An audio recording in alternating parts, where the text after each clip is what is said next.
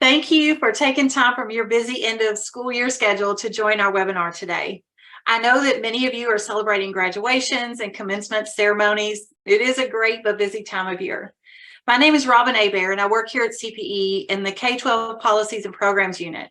Over the past year, I've seen and worked with many of you on dual credit in Kentucky, and we've seen a lot of progress and a lot of change. I'm always excited to have the chance to share about the work Kentucky is doing with dual credit. And as you well know, our state is not afraid to get out on the edges of what's new in this area, especially if it means we're opening doors for students and making a difference for their future careers and their future lives. So thank you for joining today as we discuss two very important topics: the dual credit policy revisions and the implications of Senate Bill 150 for practitioners. I'm honored to welcome today my CPE colleagues, Dr. Amanda Ellis, Dr. Melissa Bell, and Dr. Jennifer Fraker to kick off our session with just a few words of welcome. Amanda, would you like to begin things for us today? Sure. Thank you, Robin. And I want to thank everyone for joining. As Robin said, we know this is an incredibly busy, hectic time, but a really important topic and one that we've received lots of phone calls about. So we wanted to be intentional today, bring together as many stakeholders as possible who have an involvement in some form with dual credit to hopefully get the information you need and to be able to offer questions that you may have and things that we can address to you, if not today, at a later time. So thank you for being here. I won't delay us any further. And Robin, I'll turn it back to you. Thanks. Melissa, would you like to greet the guests and say a few words? Yes, thank you, Robin. Hello, everyone. I'm Melissa Bell. I'm Vice President of Academic Excellence and Student Success here at the Council. I probably don't have anything else to say that Robin and Amanda haven't already. I just want to welcome you for those in the post-secondary sector. I hope you had a wonderful spring semester, a wonderful academic year, and all your commencement activities went well or going well this week. I know a couple of you are finishing up this week. And our friends from K-12, welcome. I know your academic years are winding down and this is an incredibly busy time. So I appreciate you taking the time to join us today. Thanks. And Jennifer. Hi, good afternoon, everyone. Great to be here with you. I'm Jennifer Fraker with the Council on Post-Secondary Education, and happy to address any policy questions that you might have. This is exciting work. It's been a long time coming. Certainly, as we all know, what great efforts we've had within our state since 2018 and all the momentum around dual credit. So happy to be here today and look forward to speaking with you. Thanks, Jennifer. I do want to share the titles and the information about our three CPE colleagues. I know that they would be happy to connect with you later on to answer any questions, or if you'd like to contact them in the future. So thanks again, Amanda, Melissa, and Jennifer, for kicking things off for us today. Our agenda today will include a couple of quick presentations about the policy revisions and annual reporting. This will be followed by a few minutes to address any questions that you may have. After that, we'll hear a short presentation from our friends at KDE about their Senate Bill 150 guidance document, followed by another short response from CPE and another time for question and answer. Our session is short today, so we may not have time to address every question during this hour, but we will follow up with any unanswered questions following the webinar today. So you're welcome to drop questions into the Q&A box that you may have. We'll be able to see those. We'll address as many of them as we possibly can. It's my pleasure to introduce our presenters for today's session. After a brief look at the updates to the dual credit policy, we'll be joined by Travis Muncie for a look at the annual reporting requirement and how CPE can support that annual reporting. Later, we'll be joined by Micki and Regan Satterwhite. They are friends from KDE, and they're here to share key points from KDE's guidance documents related to Senate Bill 150. This will be followed by a quick response from CPE's General Counsel, Travis Powell. I'm truly grateful for these individuals who have given them their time and expertise to be with us today. So I want to jump right into just a few of the sections of the policy that I wanted to highlight today. So in classic Simon Sinek style, let's start with our why.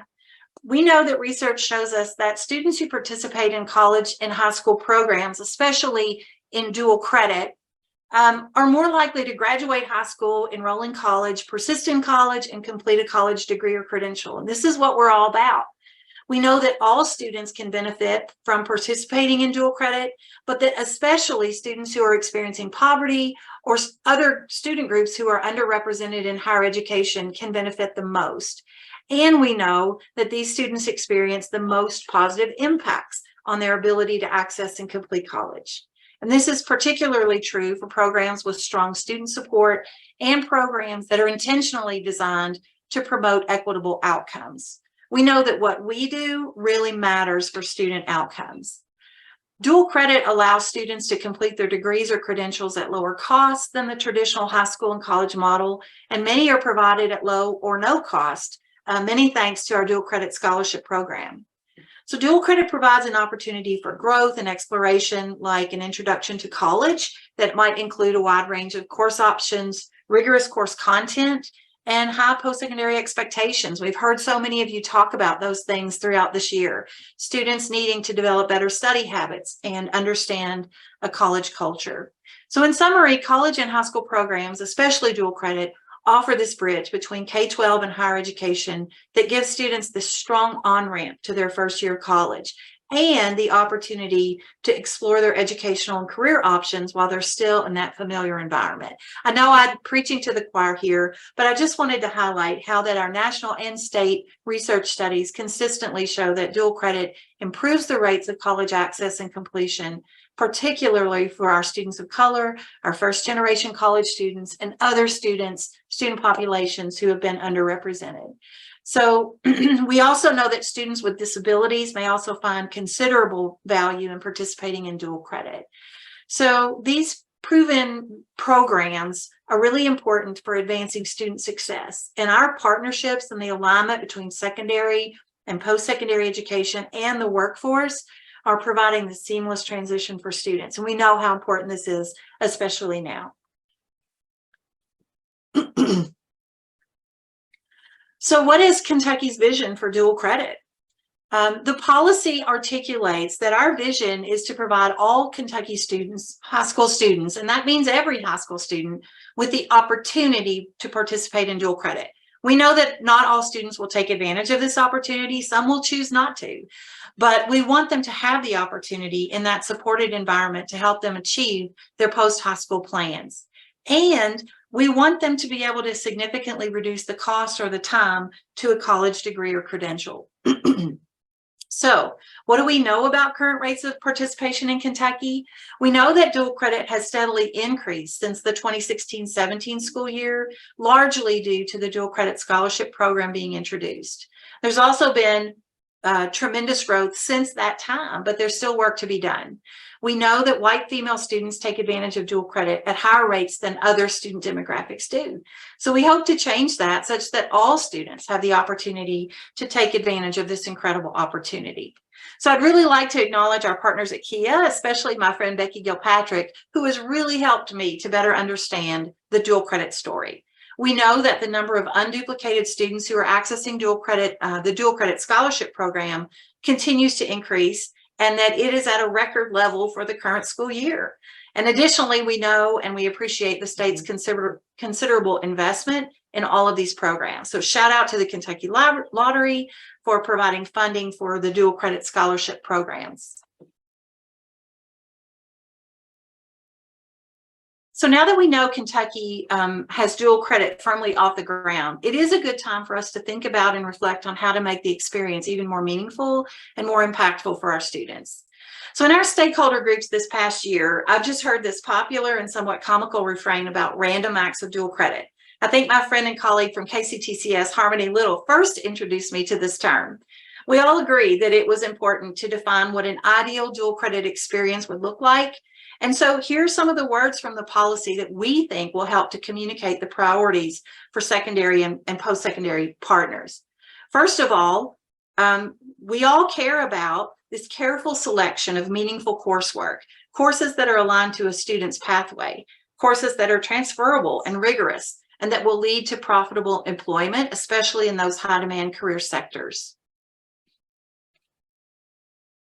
Secondly, the experience should help students develop that sense of belonging that we've talked about so much this year. And the idea that I can accomplish the goals and meet the high expectations and rigor of post-secondary coursework. This is a really important aspect of building persistence and worthiness for college. Thirdly, students should understand where they are going college and career-wise and how their dual credit coursework will help them get there. Fourth, that communication should be clear. It should be a priority from high schools and colleges, and that all students and their families should be aware of this opportunity, even as early as middle school, so that they and their families can get there together. You know, too often we hear that by the time students and their families learn about dual credit, it might be too late for them to meet the requirements for enrollment, or you know, they just might not be able to get things together to really take advantage of the experience. Another addition to our 2023 revision of the dual credit policy is our first of its kind dual credit attainment goal. When I say first of its kind, I mean first of its kind in the nation. I know that Dr. Aaron Thompson is really proud of this, the president of CPE. He's a big fan of any good firsts in Kentucky in education. So we're super proud to have articulated together what we'll accomplish together by 2030. And I do want to clarify that this goal does not imply that we want students to take only one course or that we're shooting for C's. We definitely want everyone who is currently taking advantage of dual credit courses to continue to do so. The point of this goal is that we want to add to what we currently have, especially by opening up access to more students who currently do not have access or who are not taking advantage of the opportunity that dual credit affords. And we do want the experience to become more equitable, such that the student demographic taking and passing dual credit courses more accurately matches Kentucky's high school student population. So as we mentioned before, we know that some student groups are not represented well enough in our data. And so we're prioritizing growth among these students. So how will we get there? The policy revision identifies 6 really specific strategies that we think will move the needle in the right direction. And rest assured, CPE is already directly working on these efforts. We have significant effort toward implementing these strategies. The first one is to prioritize access among students with limited or no access. The second is to ensure that these dual credit experiences are very meaningful and that they relate to students' post-secondary and career goals. Third, that we would support student success in their dual credit coursework through high-quality college and career advising and academic services. Fourth, that we would continue to work on strengthening partnerships and build effective and equitable practices. Fifth, that we would maintain and communicate and, when possible, expand support for the state's dual credit scholarship program. And finally, to increase the number of teachers who are credentialed for dual credit in Kentucky. And so, as I said, CPE is very intentional about implementing these strategies and working to improve the dual credit experience. With that brief introduction to some of the changes in the dual credit policy, I'd like to turn the mic over to Travis Muncie. He's going to share some things about the new annual reporting requirement for IHEs, institutions of higher education. I know that you're eager to hear from him. Travis? Thank you, Robin. And what I'll do is I'll actually share my screen here, and then we'll actually go through the annual reporting details and kind of split everything off into what we can get to within our post-secondary data system and where we'll need help from the institutions.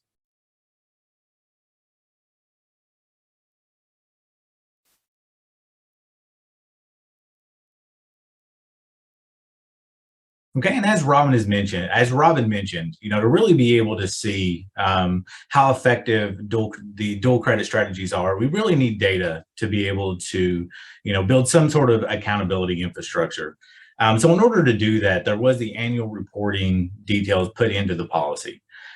So basically what this is going to allow us to do is to be able to really identify those access gaps, really be able to break the student demographics down to be able to tell, you know, who has access, who's taking advantage of dual credit, who's not, and if we're making progress towards that overarching, you know, 50% goal for high school students. So just running through the policy really quick. So it's going to be split up into two areas. One, information from the previous year, and then information for the upcoming year. So for the previous year, it's going to be a list of dual credit courses offered by partnering schools, a list of partnering high schools, student demographic information that's going to be disaggregated by gender, race, ethnicity, socioeconomic status, and special populations. And that would also be with the total number enrolled by course and then the pass rates of those students. Description of the professional development provided to dual credit teachers and other high school partners, a description of the outreach and community activities, a list of dual credit teachers in their secondary or post-secondary institutions, and then for the upcoming year, updates to the list of dual credit course offerings, updates to the list of partnering high schools, updates to the dual credit professional development plan for dual credit teachers and other secondary partners, updates to the outreach communication plan and activities, and updates to the list of dual credit teachers in their secondary or post-secondary institutions, and then assurance that dual credit partnership agreements meet all criteria set forth for the dual credit policy.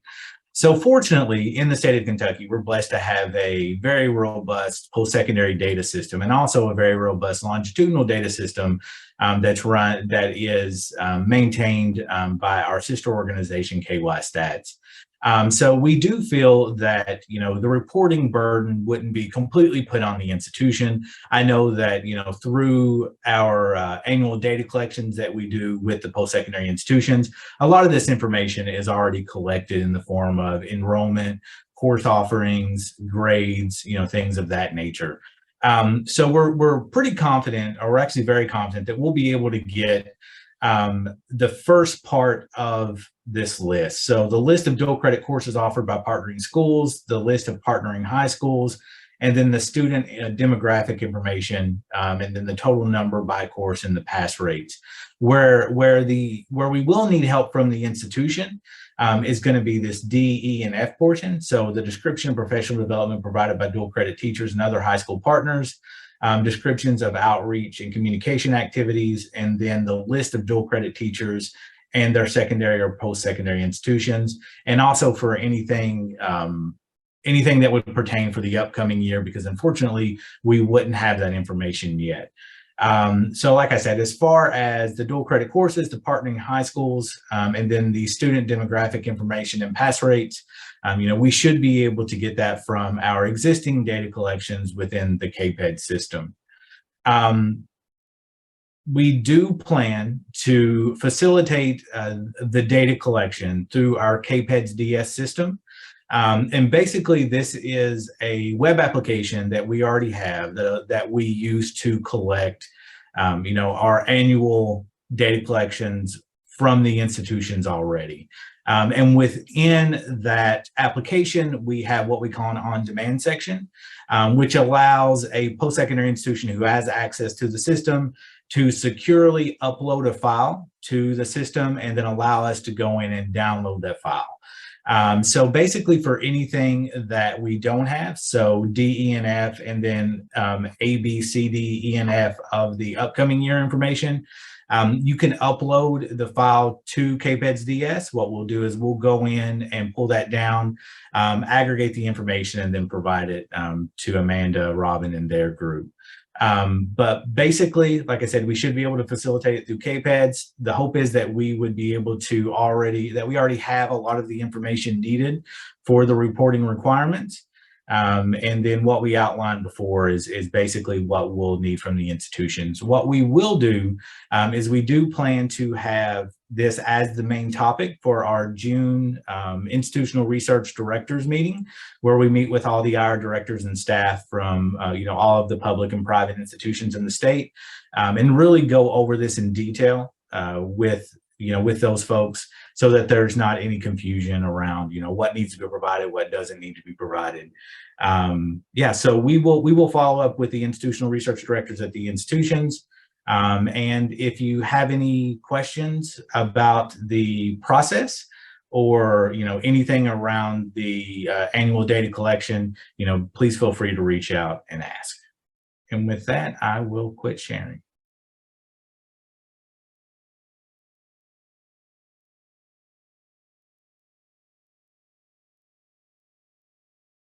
Okay, Travis, I think we had one question. One question was about the recording of this session, and we are recording, and we will share the link to the recording following the webinar. There was another question from Justin Bathen at UK about the teachers and their secondary or post-secondary institutions. And so this is just simply an identification of the teacher's name and like which high school they teach at, or if they are a teacher at UK and a professor at UK who's actually teaching the dual credit course. So just the name and the post-secondary or secondary school where they teach. And we do have a lot of that information. And one of the data elements that we do collect in our course inventory file, one is whether it is a dual credit course or not. And second is whether it's taught by a high school teacher or a post-secondary instructor. But what we don't have is any specific information about, that teacher. So we would need to have that in the collection to be able to fill in those gaps. Good. All right, Travis, I don't see any other questions for you or for me in the question and answer box. So if you think of questions later on, please feel free to drop those in. And so at this time, okay, we got one more question here from Jenny Sawyer. In regards to upcoming year reporting, can we still add a class in the fall to be taught in the spring? And Travis, I don't know if you want to say anything about the reporting system. As far as I'm concerned, you can add them, you can update your information at any time. Yeah, and that shouldn't be an issue. As far as the student demographic information, so we collect that per semester. So usually we just collected the spring enrollment, and I believe we received grades at the end of the summer, so the end of August.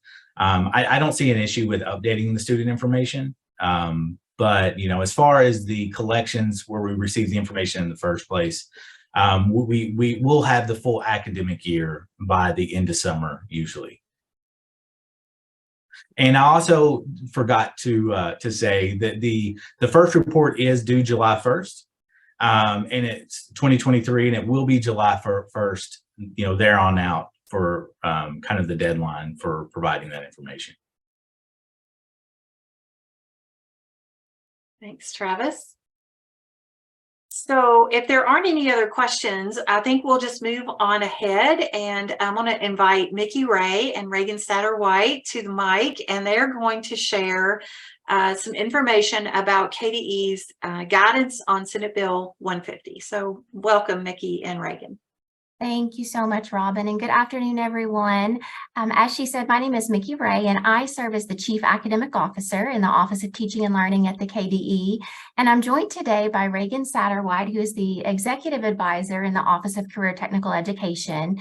And we're just very thankful to have the opportunity to bring forth this guidance. And I would like to begin by thanking Drs. Bell, Ellis, and Fraker for sharing that information with you. So I know that you have likely seen the supplemental guidance that I will be walking us through today. But I do think that you will greatly benefit from Regan's contribution as well, so that they have created certain professional learning supports and permission forms that are in association with the guidance itself. So we're going to walk through that today.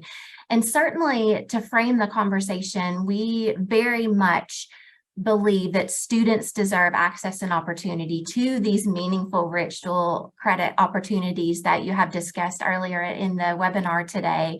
And I think our fear is that in the good desire to comply with the law, that students might be adversely impacted in ways that the law does not necessarily prescribe. So I think it's very important for us to understand both, one, what the law says, and then secondly, what it does not say.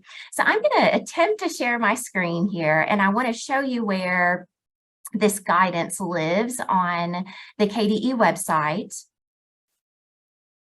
And so I'm hoping that you all can see that.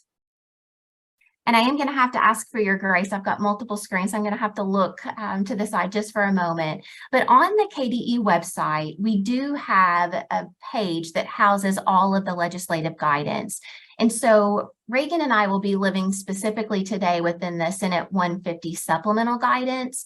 But if you're on this page, again, at education.ky.gov, you can click on the 2023 legislative guidance for emergency bills. And so within that, there's a larger explanation associated with Senate Bill 150 for multiple sections. But what we will be speaking to today is Section 2 and the curricular requirements that are associated with that bill. We will be releasing non-emergency legislative guidance in June, but I felt it was important to show you where this lives on the website. Now, what I'd like to attempt to do is shift over to the supplemental guidance. And I don't know, Regan, if you could let me know, can folks see the supplemental page now? I can, no problem. Wonderful, wonderful. So what I've done, again, this is not new information for you, but I just want to walk through some of the key components. And I do want to start at the top only because I think this is a case in point in which it is important to understand that the experience of students for grades 6 through 12 is different from that of elementary students. So if a student is in kindergarten through grade 5, they are not to receive any instruction through curriculum or programs on human sexuality or sexually transmitted diseases. The law does not define human sexuality curriculum or instruction. So that is what we have.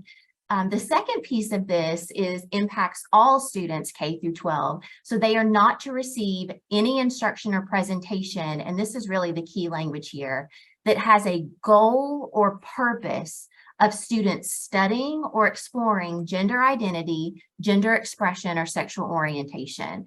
So when you look at that, there is an impact on one of our health standards for grade 5. And I show you this because, again, I think, based on our advice of our legal counsel, the health standards will be under future review in order to be in compliance with the law, because there is a connection to basic male and female reproductive body parts, puberty, et cetera. So when we're thinking, though, about the experience for students in grades 6 through 12 and their dual credit opportunities, I just wanted to point out again that the law does prohibit this connection to instruction or presentation around gender identity, gender expression, and sexual orientation. However, when you look into later sections, subsections of Section 2, I'm going to scroll. And so you can see that nothing in Section 2 of Senate Bill 150 prohibits school personnel from discussing human sexuality, including the sexuality of a historic person, group, public figure, where the discussion is necessary for the context of that curriculum. So if students are engaging with the text in that context surrounding the author or a group or an event, if that is critical context for them in engaging and understanding the course of the piece, then that would still be allowable instruction. And you can look at the second one. So you also, faculty would be able to respond to questions from students in a class regarding human sexuality if it relates to that topic of instruction. So I think it's important to note that there's the ability of faculty to still discuss those pieces. It's not as if there is a prohibition across all of these components, but it's important that it is applicable to the context of that text, of that situation, or instructional resource and material.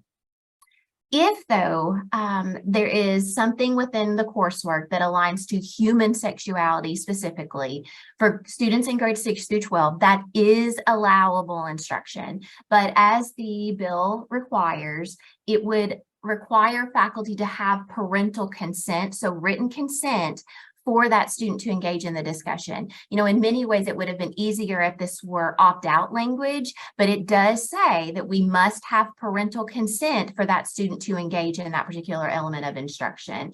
And so that has to happen at least 2 weeks in advance of that particular course content. And so in talking about this, even with Regan, in thinking in some of the courses, day one, there may have to be some sort of written consent form, permission form that is afforded to students to be able to engage in that coursework.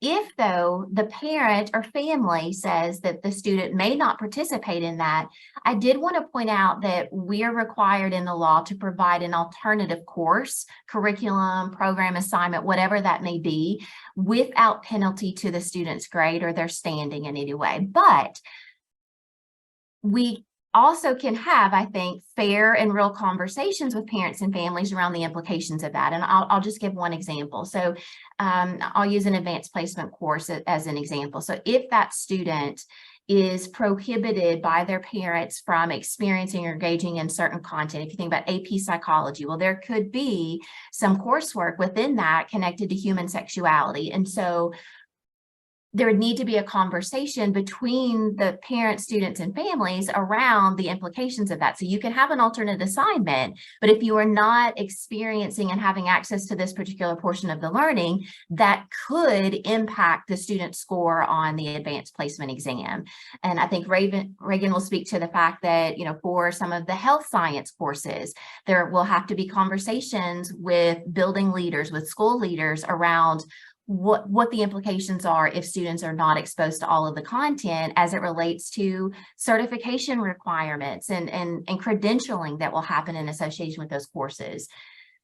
So with that, if the student is either given an alternative assignment or if they're able to maintain that coursework, the parents also have the ability to inspect different components of the instructional materials. And so I just wanted to bring that up because I think it's quite pertinent when you think about sharing instructional materials. You can see here it says assessments or tests related to that content, instructional activities and assignments. So there is the potential for conversations that must occur around dual credit courses that could impact the sharing of those materials.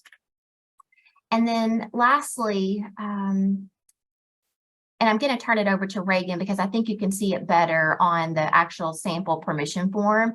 But with this written notification, there are certain requirements that have to be followed. So certain key components, even of the written notification to parents and families related to the human sexuality coursework.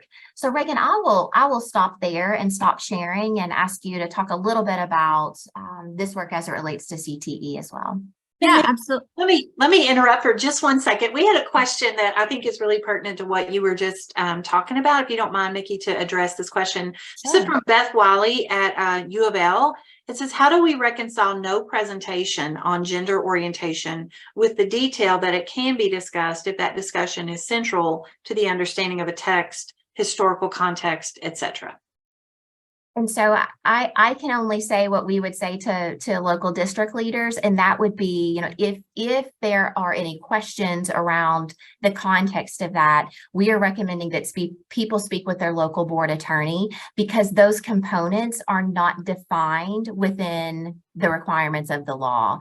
So, you know, in terms of the gender identity and sexual orientation and gender expression, that is very clear that they shall have no instruction in which the student is exploring that, or a presentation that would lead the student to explore gender identity, expression, sexual orientation. But if they are reading a text or, you know, doing an assignment or researching something in which the context of another writer or a historical event, etc., so they can understand the context surrounding that audience and purpose and things that would impact tone, etc., but they can't engage in activities in which they are exploring those things for that single, like as a learning goal or learning target in a class. Thank you. Sorry to interrupt. We have a few other questions, but we'll loop around to those a little later on. Okay, so Regan. All right, sure thing. As Micki mentioned, my role is a policy advisor in the KDE for the Office of Career and Technical Education. And one thing that my office does is oversee Kentucky's area technology centers. We have 50 schools known as our ATCs, and altogether they make up the Kentucky tech system. And so I do want to express my appreciation to Micki for the guidance and helping us interpret Senate Bill 150 and what that meant for our area technology centers, as all of the staff of the administration at those centers are employees of the Kentucky Department of Education and our office. CTE coursework at the secondary and the post-secondary levels often includes, on a regular basis, subject matter that would pertain to the parent and guardian permission requirements of that bill. We know that our health sciences classes, like Micki mentioned, we have this type of content all over those courses, and in many of our family and consumer sciences classes as well. So every district is different. Their board should ultimately determine the best approach to comply with Senate Bill 150. However, our agency wants to make guidance and resources available should schools wish for them. One thing that we have done in the Office of Career and Technical Education is to develop a common permission slip for instructional content that meets the definitions of Senate Bill 150 that students must receive permission in order to participate. The permission form is used by all 50 Kentucky Tech schools. We are happy to share it in case it helps any of your schools or districts, and in case you would like to develop something similar. I will briefly try to share my screen so that you can see the permission slip, and then before we wrap up, I will make sure that I post a link to a sample form in the chat box.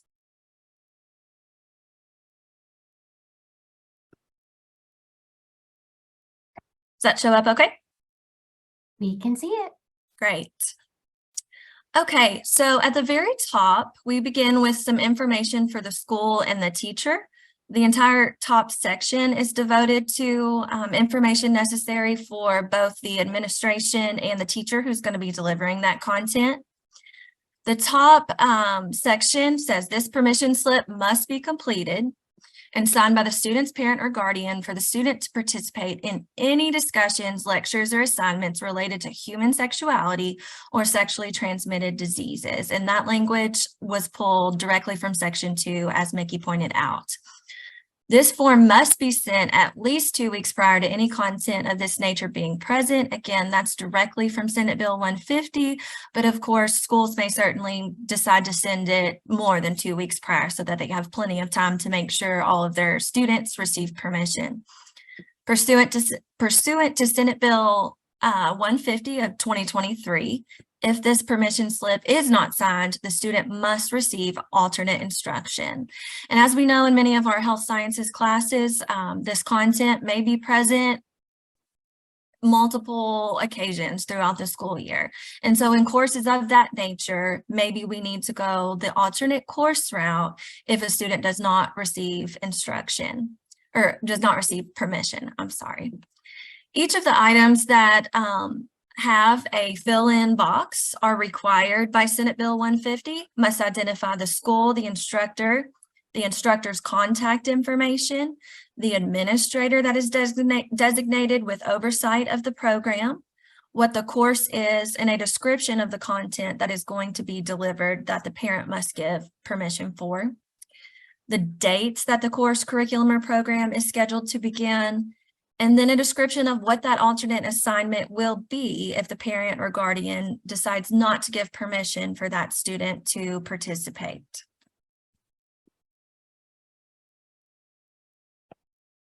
Let's see, I'm having trouble scrolling. Here we go. The second portion of the permission, and we did fit this all on one page, that was our goal, is information for the student and the guardian. It notifies the guardian that although course materials are not required to be reviewed, if a parent, is okay with their student taking a health science course and realizes that the content in that health science course is likely applicable to Senate Bill 150, they can give permission without reviewing the specific content. However, if the parent or the guardian of participating students would like to review the course materials, then the school must make available the curriculum, instructional materials, lesson plans, assessments or tests, surveys or questionnaires, assignment, and instructional activities. Basically, everything that has to do with the content that must be, the student must be have permission for. If the parent or guardian approves of the instruction, they will sign and date below, either with an electronic signature or print the form and then sign it.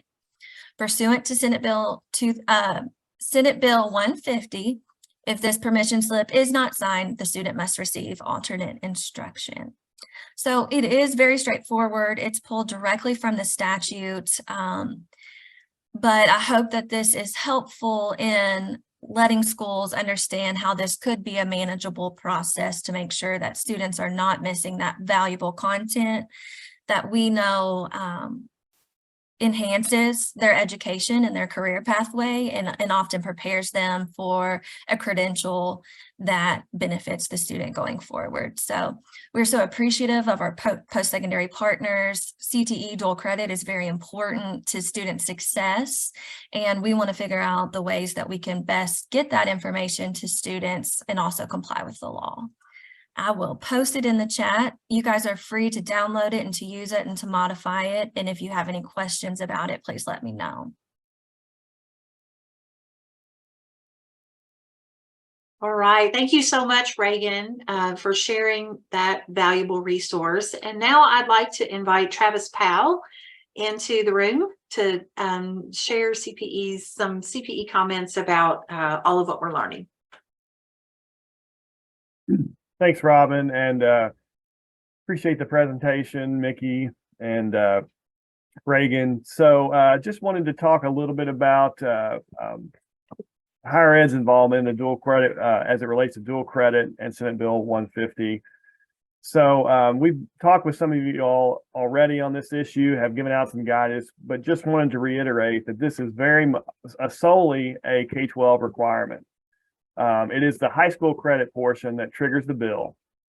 We want students to take dual credit courses, of course, but it's not required. So our only obligation in this process is to help districts comply.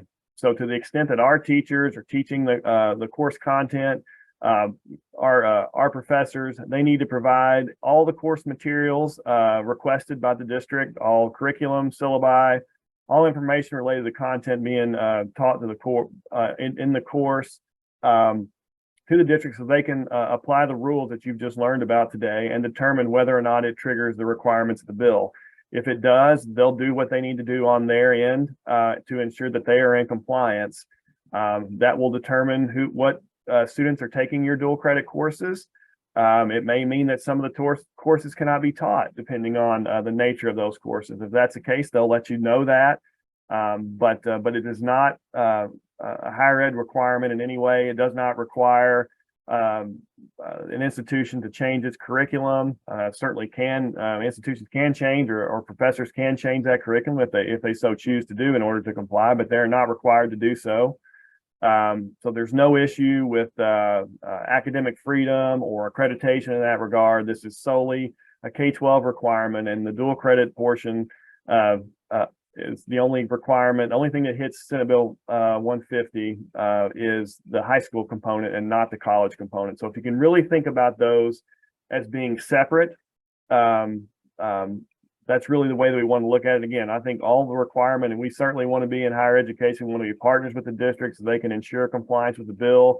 Encourage you all to work with them. Obviously, there's, as mentioned earlier, there's some terms in here that really aren't defined. So they're going to take some time, especially early on, to try to kind of navigate through this and figure out what's included and what isn't. So please be patient with that and provide as much information as you can, but they'll take it from there. So we just want to be supportive of the districts and complying, but again, it doesn't require higher education institutions to change any of their courses or do anything to comply with the bill. The high school portion is the only thing that triggers it. So for example, if it falls into that second section where it can be taught with approval of the parent or guardian, they need to offer an alternative to the course. It's not an alternative dual credit course. It's an alternative high school course. So it may be to where they don't get to take dual credit. They'll have to take another course for high school credit. But again, the dual credit portion is not required. And so therefore it will not require another dual credit course to be offered, just another high school course in order to take the place of that course that they would have taken as dual credit.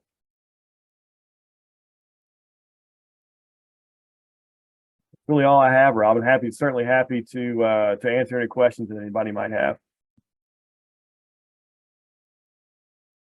Okay, thanks, Travis. It seems like there are quite a few questions in the question and answer box about the location of the dual credit course, like the distinction between students being at the high school versus being on campus. Can you speak to that at all? Well, I think, the determination will need to be made before it gets to that point. Again, it's whether the student will be taking the analysis will need to be done on the front end before the course anybody takes the course. So regardless of where it's delivered, that analysis will need to take place first, and then those students will if they're in those courses, then I think you can be assured, assuming the district has complied, that they're okay to be there wherever it's being taught, and if not, they won't be there because they will already just have decided not to take the course, or again, if it's not supposed to be offered to any high school students, it won't be offered at all. Again, that determination needs to take place on the front end. Okay. Let's see here.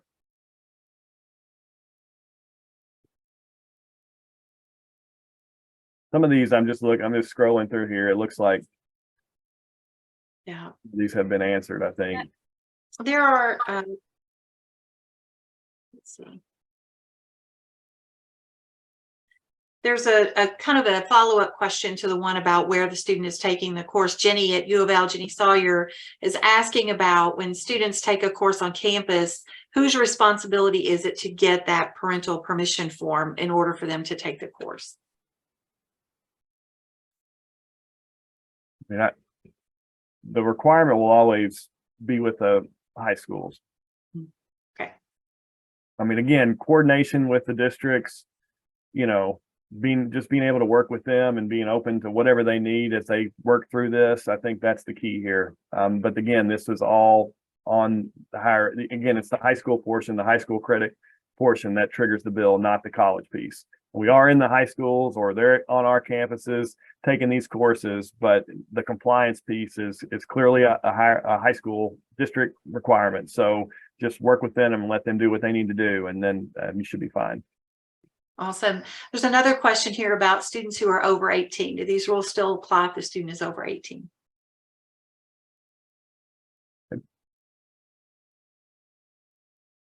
So in full disclosure, yeah, I feel most equipped to speak to the K-12 experience, and it would, if the student is over age 18, it would, if they are a public school student, they still must have experiences that are aligned to the law. Thank you, Micki. All right. We also have a couple of questions about has this webinar been recorded and will it be available? And the answer is yes and yes. We have recorded the entire presentation, and we will make that available on CPE's website. We'll follow up to everyone who participated today with a link to that recording. And we also will address any further questions. There are quite a few questions still coming in, and so we're running close on time. So we will prepare answers to all the questions that have been posed today and follow up with you after the webinar about those things. So so thank you again. I'm going to share my screen and share the contact information for the folks who have been presenters today. We really appreciate everyone. So the email addresses for our presenters today are there on the screen if you want to follow up with any additional questions or comments. That would be welcome. So as we close today's session, I want to just reiterate, as I mentioned earlier, that CPE is working really hard to increase access and operationalize this dual credit policy and all the things we've talked about today with many supports. So I wanted to end today's session by sharing a few of those with you, and I believe that Heather is going to drop some links into the chat box for you if you're interested in any of these resources. So first of all, we have created an early post-secondary opportunity toolkit that contains many resources for dual credit programming. It is a living document, so I hope that you all will take the opportunity to dig into it, take advantage of what's there, and definitely give us feedback and suggestions for content that might still be needed. You know, the Kentucky Advising Academy also promotes quality advising for high school students for college and career. And so their new advising toolkit is also available now. It's linked inside our early post-secondary opportunity toolkit. So you can get access to both of those that way. We've also just wrapped up an extensive dual credit in Kentucky webinar series that featured experts from secondary and post-secondary world. In fact, I would bet that many of you who joined us today have participated in or been featured on that webinar series on a whole variety of topics. And so the best news about that is that it is also all archived, so you can access those conversations and resources even if you miss the live broadcasts. And finally, we do have an upcoming professional learning opportunity we hope you'll consider. We know we have a lot of unanswered questions in the dual credit world. So in the next few weeks, we'll officially launch a dual credit community of practice that will address real Kentucky problems of practice and develop resources and solutions that can be shared statewide. So if you're interested in participating in any of that, please give us your contact information and we'll reach out with more information. This is just like other, like TV offers. There's no obligation for signing up. We would just love to involve you in the opportunity if that's something that you would like to do. So I'm sure that you all are exhausted just like we are, and excited and encouraged about the progress we're making in dual credit, and we'll get through these challenges. We really appreciate your partnership. We appreciate all the hard work that you put in to making these quality experiences for students. We know that the student benefits are well documented and that our collective work is worth the effort that we're making. So please reach out to anyone on our team if we can help or support your efforts for local dual credit programming in any way. We love to elevate great ideas. We love to elevate innovation. So please be in touch. And thank you again to our guest experts today and all that you are doing.